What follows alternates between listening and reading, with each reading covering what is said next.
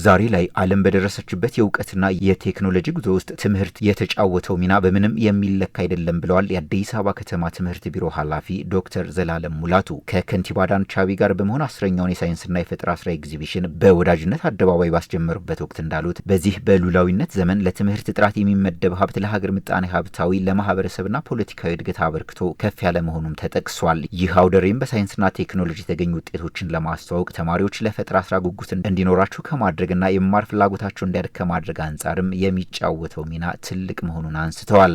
ይህ አውደ ርዕይ ተማሪዎች በክፍል የተማሩትን ትምህርት በተግባር ለመግለጽ የፈጠራ ስራዎቻቸውን የሚያበረታታ ተሰጥኦና ተውህቦ ያላቸውን ተማሪዎችና መምህራኖች የፈጠራ ስራ ለእይታ ማቅረብ ምቹ ሁኔታን ይፈጥራል፣ ያበረታታል፣ ያግዛቸዋል።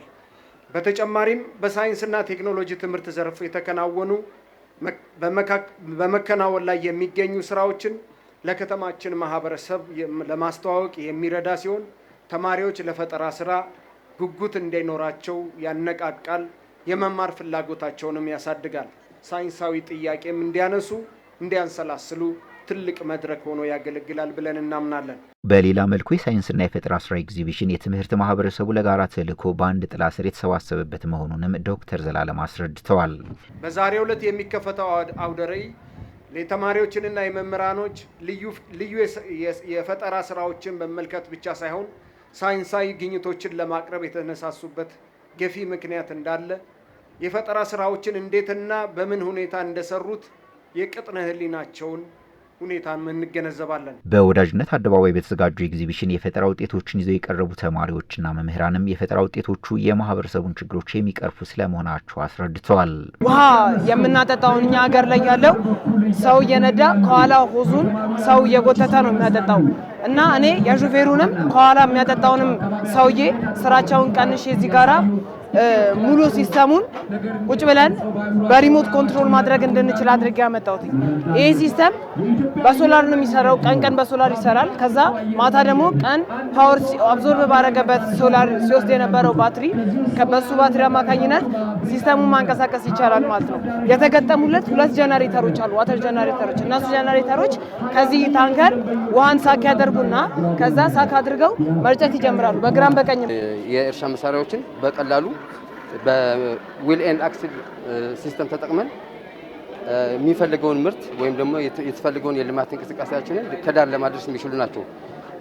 ከዚህ ከነበሩት ለየት የሚያደርገው የበፊቱ አንድ መሳሪያ ለአንድ ነገር ነው። ይሄኛው ግን ለየት የሚያደርገው 5 ነገሮችን መሬት ተርታሪ፣ ቦይ አውጪ፣ ሬክ፣ መዋጠጫና ሌሎች ተመሳሳይ ነገሮችን በአንድ በሚደረግ ግፊት ለብዙ አገልግሎት ሊሰራ የሚችል በጣም አሁን ለምንፈልገው ነገር ጠቃሚ የሆነ መሳሪያ እየሰራ ነው። ሀገር ብዙ የፈጠራ ውጤቶች ያስፈልጓታል ብሎ የሚያምኑት እነዚህ የፈጠራ ባለቤቶች የማህበረሰቡ ችግር የወለዳቸው የፈጠራ ውጤቶቻቸው ለሌሎች ምሳሌ በመሆን ወደፊት እንዲመጡ የሚያስችል ስለመሆኑም ተናግረዋል። አሁን ይዤላችሁ የመጣሁት ቤት ሌባ የሚከላከልልን ቤት ነው። እዚህ ጋር ቤቱ ስር ሴንሰር አለ፣ የተገጠመ ሴንሰር አለ እና ሌባው አያውቅምና አሁን ለምሳሌ በማታ ሰው በሌለበት ምናምን ለመስረቅ ሲመጣ ሲረግጠው እዚህ ጋር ያለችው አበተናለች እሷን በተን ሲረግጠው ቤቱ ይጮህበታል። ልጆች እያዩ መማር ስላለባቸው የትምህርት ሲለበሱ ደግሞ ምን ይላል? በጨዋታ በመነካካትና በማየት መማር ስላለባቸው ልጆችን ለማስተማሪያነት ነው ይሄንን ያዘጋጀሁት። አዲሱ ይህ ትውልድ ሞደርናይዜሽን ወይ ስልጣኔን የተለማመደ እንዲሆን ይሄንን በማየት መማር እንዲችል ነው ማለት ነው የሰራሁት። የአዲስ አበባ ከተማ ትምህርት ቢሮ ኃላፊ ዶክተር ዘላለም ሙላቱ በየዓመቱ የሚካሄደው ይህ መድረክ ዘንድሮም በቡድንና በግል እስከ 5000 ሰዎችን በማሳተፍ ውድድሩ ከታችኛው እርከን ጀምሮ ሲካሄድ መቆየቱን አስረድተዋል። በ39 ዘርፎች 3000 ሳይንስና የፈጠራ ውጤቶች እንደቀረቡ የተናገሩት የቢሮ ኃላፊው በውድድሩ ከፍተኛ ውጤት የሚያገኙ 128 ተማሪዎችና መምህራንም ተሸላሚ እንደሚሆኑ አስረድተዋል። 2017 ትምህርት ዘመን ከትምህርት ቤት ጀምሮ እስከ ከተማ ድረስ በተካሄደው የተማሪዎችና የመምህራን የሳይንስና ፈጠራ ስራ አውደ ርዕይ ከ5000 በላይ በቡድንና በግል ተወዳዳሪዎች የተሳተፉበት ከ3100 በላይ የሳይንስና ፈጠራ ስራዎች ተሰርተው ለእይታ ቀርበዋል።